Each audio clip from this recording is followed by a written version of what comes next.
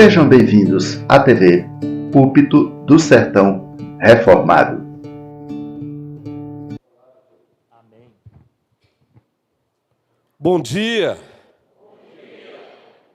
É assim que a gente mede a temperatura psicoemocional em alguns aspectos espiritual da igreja. Então, novamente, bom dia, primeira igreja presbiteriana de Petrolina. Agora sim. Nós somos um povo que temos N razões, apesar das lutas, de sermos um povo feliz. Um povo alegre. Você sabia que existe a teologia da alegria de Deus?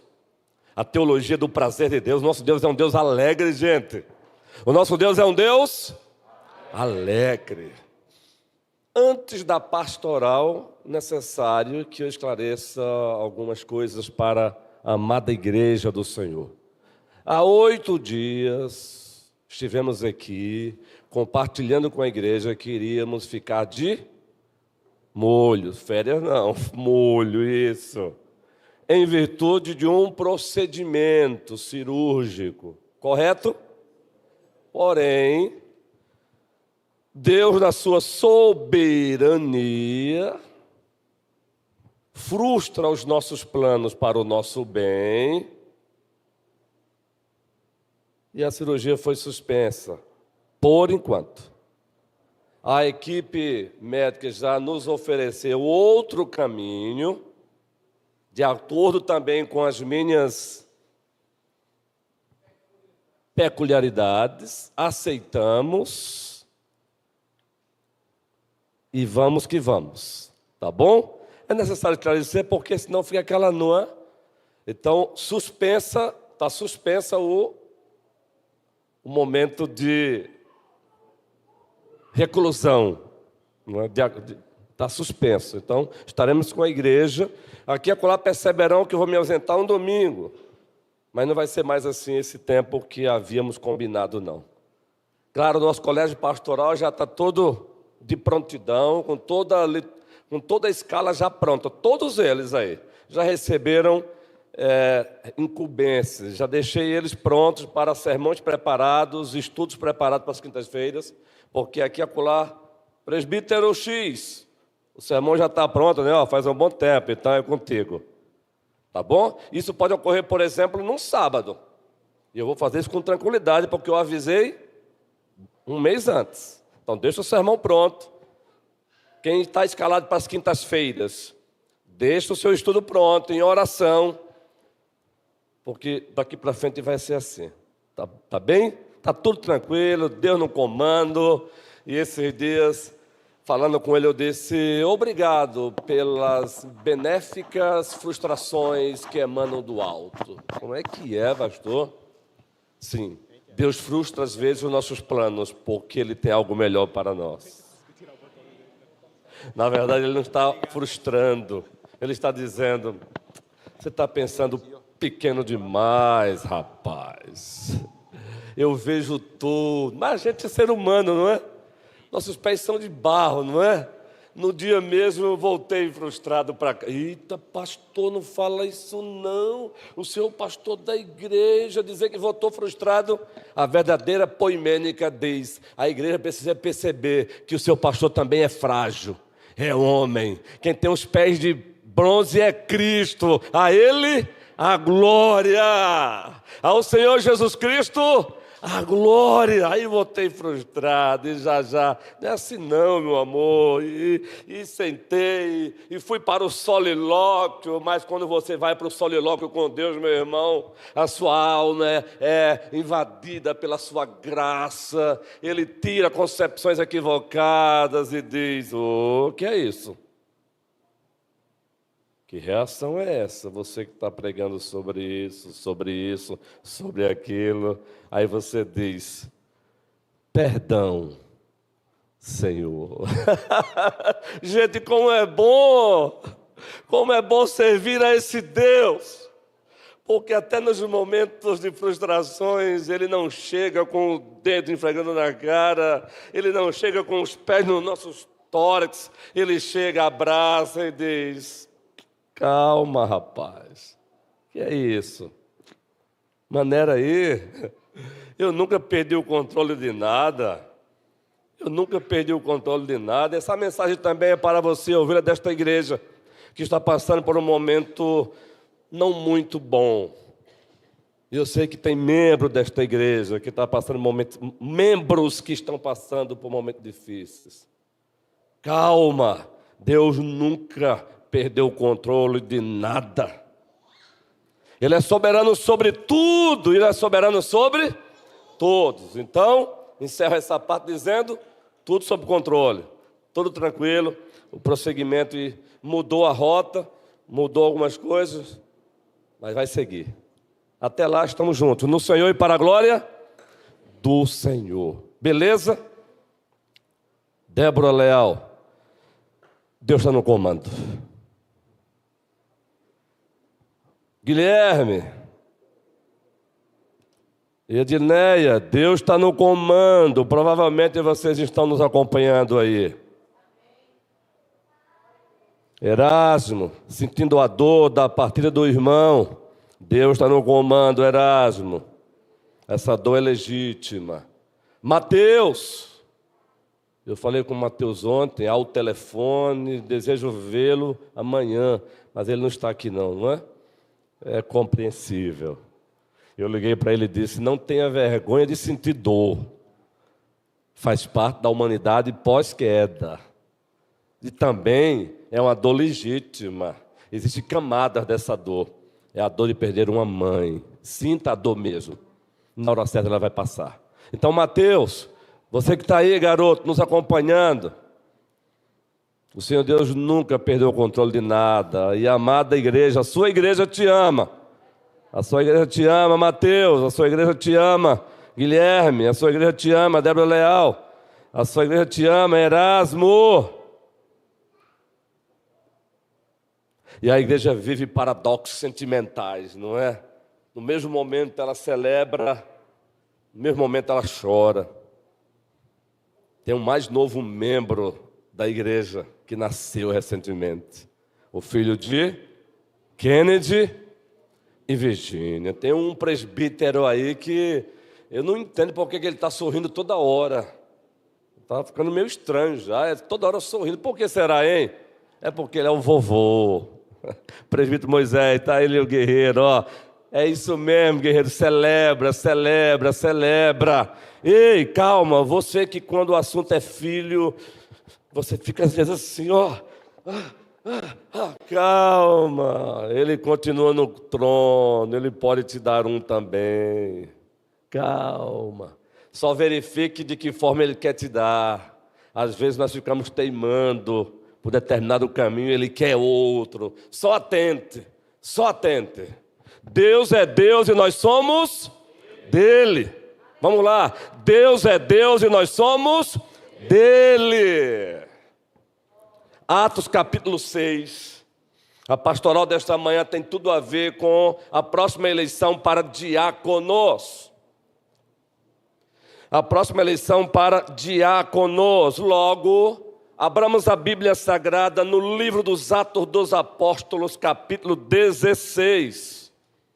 O livro dos Atos dos Apóstolos, perdão, queridos, 16 não, 6. É o meu SPAR, síndrome de pensamento acelerado. É 6. O livro dos Atos dos Apóstolos, o capítulo 6. Uma leitura como um ato de adoração. O que significa isso? É uma leitura feita a partir de Deus, com Deus e para a glória de Deus. Eis aí uma leitura doxológica. Ela é feita a partir de Deus, por meio de Deus e para a glória de Deus. Essa é a leitura doxológica. É a leitura coram Deo. Você faz a leitura diante de Deus. Isso é forte, gente. A Bíblia é lida diante dele. A Bíblia dele é lida diante dele, para a glória dele. Observe aí. A Bíblia que é dele é lida diante dele para a glória dele. Vamos lá? A Bíblia que é dele é lida diante dele para a glória dele. Gravou? A Bíblia que é dele, é lida diante dele, para a glória dele. Gravou? Então vamos lá. Naqueles dias, aumentando o número dos discípulos, houve murmuração dos helenistas contra os hebreus, porque as viúvas deles estavam sendo esquecidas na distribuição diária. Então, para cada problema requer uma solução também a partir de Deus, Patrícia. Então, os 12 convocaram a comunidade, a igreja, não é? A comunidade dos discípulos, e disseram: não é correto que nós abandonemos o que, gente?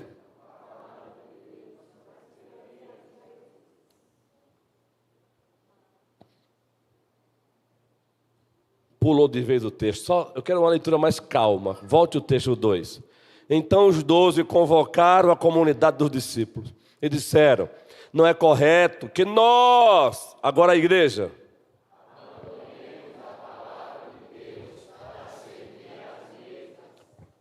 grave isso aí. Agora sim, vamos lá.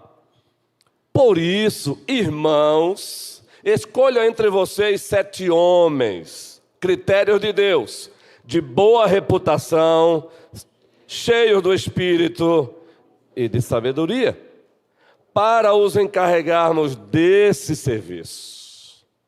Quanto a nós, toda a igreja agora,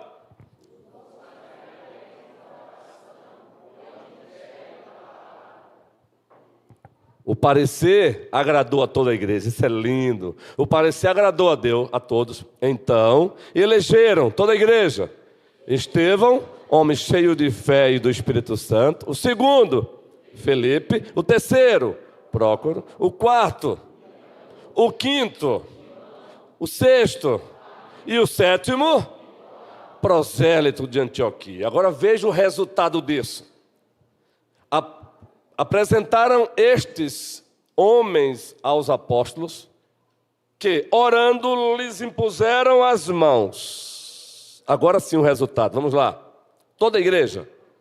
A palavra de Deus crescia, e em Jerusalém o número dos discípulos aumentava. Também um grande grupo de sacerdotes. Esse é o resultado. E pensando na pastoral desta manhã, porque elaboramos pensando na eleição para diáconos, o tema pensado, elaborado foi este. Eu quero que você tente gravar comigo. Organicidade e organização, parcerias que frutificam e multiplicam. Esse é o tema da pastoral e que será um sermão pregado aqui logo, logo na hora certa. Mas gostaríamos que vocês tentassem memorizar o tema, porque ele por si só já fala muito. Eu vou repetir sozinho novamente. Organicidade e organização, parcerias que frutificam e multiplicam. Sem distração. Quem está pensando aqui na fatura que vai pagar amanhã? Levante a mão. Esqueça a fatura para amanhã. Agora, esquece ela. Deixa ela lá na gaveta. Aqui. Tem uma gaveta só para isso aqui, para faturas. Deixa lá. Quem está pensando na postagem do Instagram que vai fazer amanhã? Deixa para depois. Aqui agora. Organicidade e organização, parcerias que frutificam e multiplicam. Organicidade e organização, parcerias que frutificam e multiplicam. Organicidade e organização, parcerias que frutificam e... Se você quer entender o teor desse texto, é só ler esse tema. Leia o texto à luz desse tema. Porque é uma das ideias subordinadas que se encontra no texto. Organicidade e organização, parcerias que frutificam e multiplicam. E vamos começar de trás para frente. Falamos que essa organicidade, essa organização são parcerias que frutificam e multiplicam. Está logo a base aí. Nós encontramos aí esse processo de organicidade e organização, e o resultado, frutificação e multiplicação. Versículo 7, toda a igreja.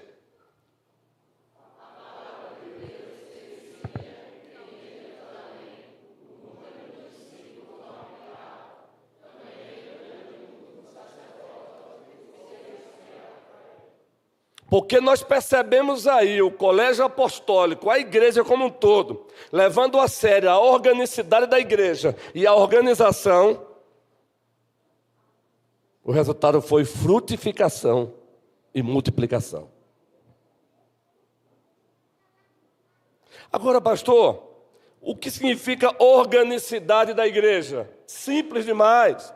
A igreja é um corpo vivo, guiado pelo Espírito Santo.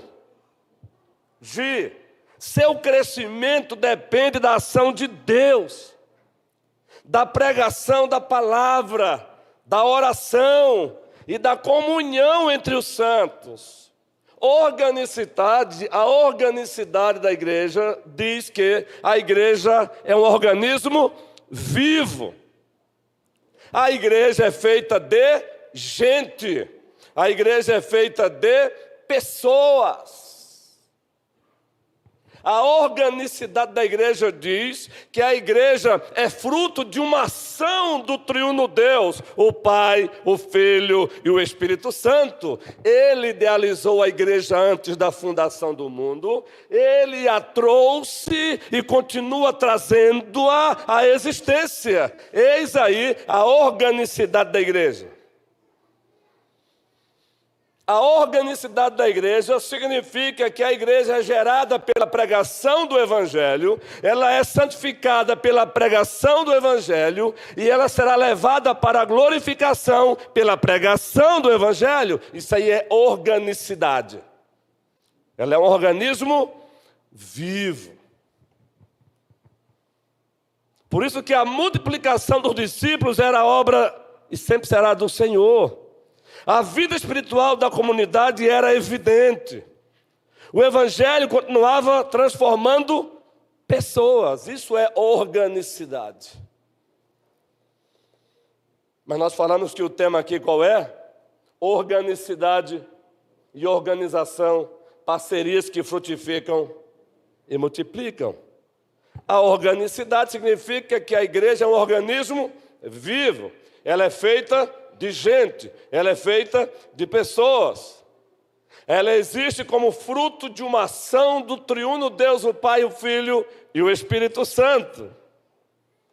Deus a idealizou antes da fundação do mundo, a trouxe e continua trazendo-a à existência. Eis aí a organicidade da igreja.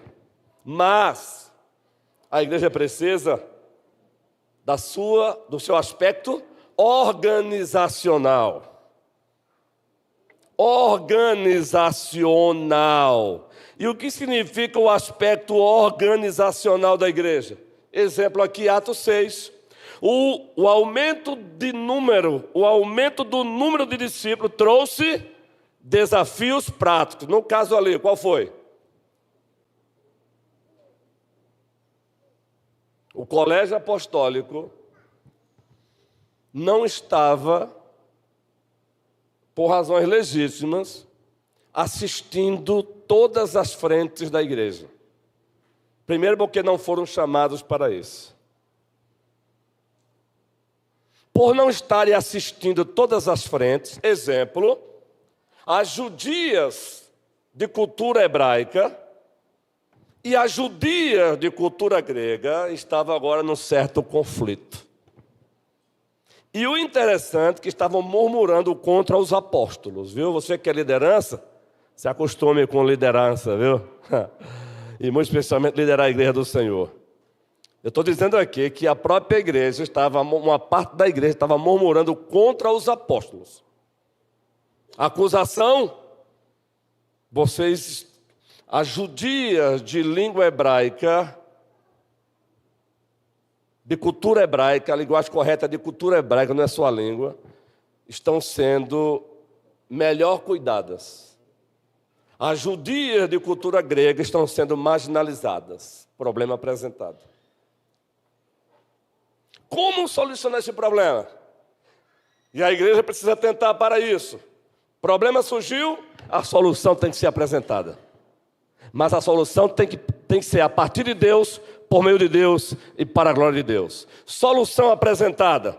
Os apóstolos não ignoraram o problema, nem abandonaram sua prioridade ministerial. Eles criaram uma estrutura, uma organização adequada para atender às necessidades da igreja. A partir de Deus, por meio de Deus e para a glória de Deus, eles criaram uma estrutura. Eles organizaram a igreja eclesiasticamente. Naquele momento, a igreja precisava de pessoas específicas para uma obra específica. Aí, no caso, o diaconato. Obra específica, cuidar das necessidades dos santos. E cuidar das necessidades dos santos vai para além do que nós imaginamos. Obra específica. Pessoas específicas, critérios, boa reputação, cheia do Espírito Santo, sabedoria, e envolve aí Estevão e outros mais. Esse é o aspecto organizacional da igreja. No livro, que é um clássico, eu indico para você que é liderança, não importa se é da SAF, se é da UPH, se é da UMP, ou se é do Colégio Pastoral, A Treliça e a Videira, é um clássico que eu recomendo. É aquele livro que, pegando carona com a linguagem do pastor João Madureira, não parta dessa vida sem lê-lo. Porque ele trata sobre isso. A treliça é o aspecto organizacional da igreja.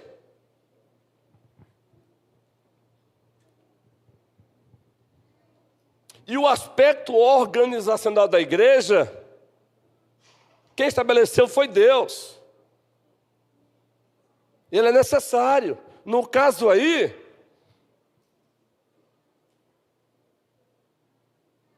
o levantamento de pessoas específicas para obras específicas. Diáconos que iriam atender às necessidades dos santos. Mesa aí, queridos, é símbolo de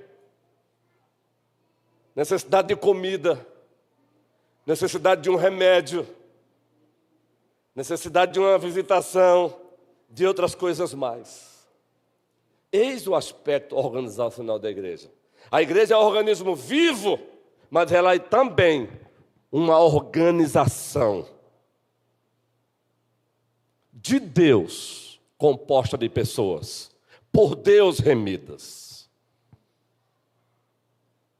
Aí escolheram 7 homens de acordo com a vontade de Deus e incumbiram através da imposição de mãos na obra de Deus. Eles fizeram isso. Que coisa maravilhosa, gente. O crescimento saudável exige organização sábia. O crescimento saudável da igreja exige organização sábia. Por isso, não coloque como inimigos o aspecto orgânico da igreja com o aspecto organizacional. Daí o tema pastoral, organicidade e organização, parcerias que geram frutos e multiplicam. Parcerias que multiplicam e geram frutos. A divisão de responsabilidade fortalece a missão. A divisão de responsabilidade fortalece quem, gente? A missão. Os apóstolos afirmaram: nós nos dedicaremos à oração e ao ministério da palavra. Nós não vamos sair do nosso posto de trabalho para cumprir essa missão, que também é importante. Escolham 7 homens para isso. E nós continuaremos no serviço para o qual Deus nos chamou. Continuaremos no posto no qual Deus nos colocou. A igreja do Senhor precisa entender isso, porque senão a gente acaba se auto-suicidando. A gente acaba gerando um suicídio eclesial na igreja. É olhar para uma presidente de uma SAF e vê-la sobrecarregada. É olhar para um presidente da UMP e vê-lo sobrecarregado. É olhar para o presidente de um MP e vê-lo sobrecarregado. É olhar para o CP e ver alguém ali sobrecarregado. Isso é problema. Isso é porque não entenderam que organicidade e organização é uma parceria que frutifica e multiplica.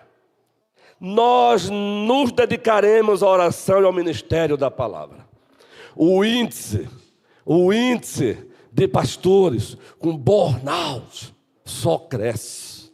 E uma das causas é quando a própria igreja pensa que o único que deve fazer é ele. E ainda bem que esta amada igreja não tem essa mentalidade, e ainda bem que eu não vou atender essa perspectiva mundana aqui de ninguém.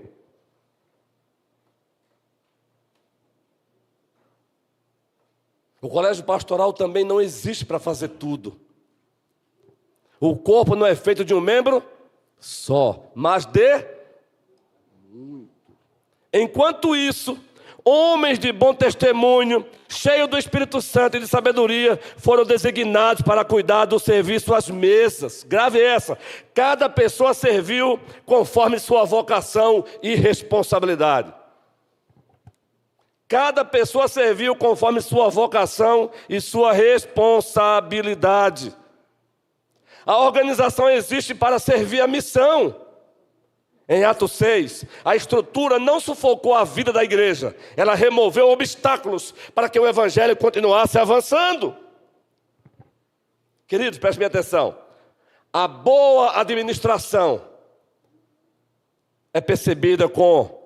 A boa administração, preste bem atenção, ela evita desperdício de energias, de tempo. A boa administração promove justiça, aconteceu lá. A boa administração fortalece a unidade da igreja, sermão de hoje à noite. A boa administração libera líderes para as suas prioridades. Quantos líderes foram arrancados dos seus postos de trabalhos, colocados por Deus, para fazer aquilo que não é responsabilidade deles. Para fazer aquilo que não é responsabilidade deles. A boa administração amplia o alcance do ministério, queridos, amados do Senhor. O resultado disso, crescia a palavra de Deus. E em Jerusalém se multiplicava muito o número dos discípulos. Quando aparecer alguém aqui na igreja ou fora dela, tem um amigo meu que precisa ser evangelizado. Eu vou falar com o pastor para o pastor fazer isso. Errado. Quem está dizendo aqui é Deus. Evangelize você. Chama outro membro da igreja e evangelize você. Tem um irmão aqui dentro ou lá fora passando por problema na vida conjugal, vou chamar o pastor. Errado. Primeiro o pastor não. Se você é um crente maduro, vá você. Chama outro crente maduro e vá você. Fugiu do seu controle? Aí você apresenta ao pastor. Vocês entenderam, gente? Se a gente tomar cuidado, a gente é fragmentado, rasgado, mutilado. E se brincar, depois é descartado. Não é o caso dessa amada igreja, não, graças a Deus, mas eu preciso prevenir. Quem avisa, amigo? Recentemente eu assisti um vídeo e o vídeo o pastor dizia: igreja não fica viúva de pastor. Com 3 meses, depois de sepultado, e vida que segue, já tem outro aqui, dando continuidade ao pastoreio da igreja, e amém. Mas fica um alerta para nós líderes, essa mensagem é para os presbíteros também, viu? Igreja não fica viúva de presbítero não, viu? Pastor, você está falando? Estou, meu irmãozinho. Eu tenho que viver o ministério como a Bíblia manda e não está atendendo perspectiva mundana de crente. Que não é o caso aqui, não. Eu não tenho sido cobrado sobre isso, mas agora é a hora de prevenir. Agora é a hora de prevenir. Grave essa, para a gente ir para a divisão das classes. Preste bem atenção. A organicidade da vida, preste bem atenção. A organicidade da vida à igreja. A organização canaliza essa vida para que ela frutifique e se multiplique. Vamos lá. A organicidade, ela dá vida à igreja. A organização, ela canaliza essa mesma vida para que frutifique e multiplique. Entenderam aí, gente? Organicidade, organização, parceria que frutifica e multiplica. Então você descruza os seus braços. Não tem nada a ver com os seus braços cruzados não, guerreirão. O guerreirão aqui é do taekwondo, viu? E ele ficou sabendo que eu cheguei a primeiro dan e disse, bora pastor. Eu disse, rapaz, não queira não. Ele disse que vai me arrastar para voltar. Mas eu falei para ele, não me apresente ao professor lá como primeiro dan não. Com 0, isso. 0, meu irmão. Descruze os braços, meu irmão. Descruze os braços do ministério da igreja. Deus te chamou para fazer a obra. Preste bem atenção. Deus te chamou para quê, gente? Para fazer a obra. A organicidade e a organização, parcerias que geram frutos e multiplicam, Atos 6. Mas no sermão que eu irei pregar, eu irei anexar Efésios capítulo 4, do 7 ao 16. Porque ela é uma teologia robusta e resumida disso aí. Mas eu encerro ainda só dando um spoiler do sermão. Não vai ser hoje não, pois eu vou dar spoiler mesmo. Eu não tenho essa com spoiler não, meu irmão. A palavra de Deus é para ser pregada, anunciada, pregada novamente, 500 vezes, 1000 vezes, para que a noiva do Cordeiro seja adornada. Então, número 1, grave essa aí. Baseado no texto desse aqui como Atos 6, Efésios 4. Número 1, Deus chamou todo o seu povo para o ministério. Repita, Deus chamou todo o seu povo para o ministério. Bora. Deus chamou todo o seu povo para o ministério. Todo mundo. Ele chamou todos para o ministério. Número 2, ele chama pessoas diferentes para ministérios diferentes. Vamos lá. Ele chama pessoas diferentes para ministério diferente. De novo agora, toda a igreja. Ele chama pessoas diferentes para ministérios diferentes. Então, acaba com essa história de achar que o corpo é feito só de olho. Não queira fazer a obra para a qual Deus me chamou. Você vai se frustrar e se decepcionar. E eu também não ouso querer fazer a obra de Janai, para a qual Deus chamou, aonde Ele a colocou, senão eu vou me frustrar. E quando isso acontece, quem sofre é a igreja. Número 1, quem lembra? Deus chamou todo o seu povo. Eu estou colocando todo o seu povo de propósito, viu? Eu sei que a fraseologia não está bonita não, a estética da linguagem não está boa não, mas é para dar ênfase. Deus chamou todo o povo para o ministério. Segundo, Ele chamou pessoas diferentes para ministérios diferentes. E terceiro e último, permaneça na função e no posto para o qual Deus te chamou e colocou. Essa para gravar é mais difícil, não é?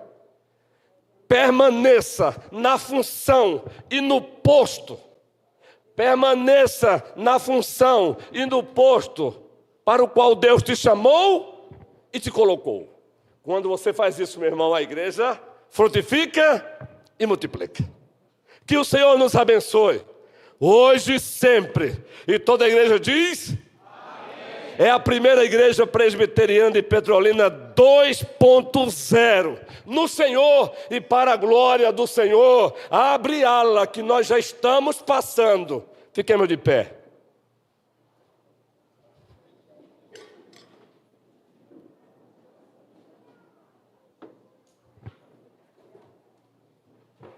Aí hoje eu tomei B12, B6, a B12, vitamina zinco, tomei C.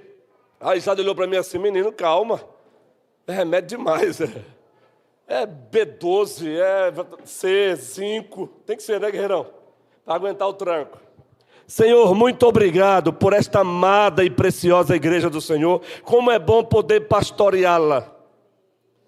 Como é bom olhar no olho de cada ovelha, nos olhos de cada ovelha, Senhor. Umas expressando semblante de preocupação, outras semblantes de um certo temor, inquietação. de tristeza, outros de alegria, outros de dúvida. E o Senhor confiou estas ovelhas a nós, pastores, presbíteros ou bispos, para que possamos no Senhor e para a glória do Senhor pastoreá-las. Obrigado por cada ovelha do Senhor aqui. Que a tua palavra não seja aqui restringida no seu tempo. Porque o que santifica a igreja é a palavra. É a pregação da palavra. É a leitura da palavra. Não nos deixe, Senhor, em virtude das distrações, abandonar esse posto de trabalho e esse serviço. Abençoa o colégio pastoral, a nossa linda EBD, os nossos professores e professoras. É no nome de Jesus Cristo que oramos. Amém.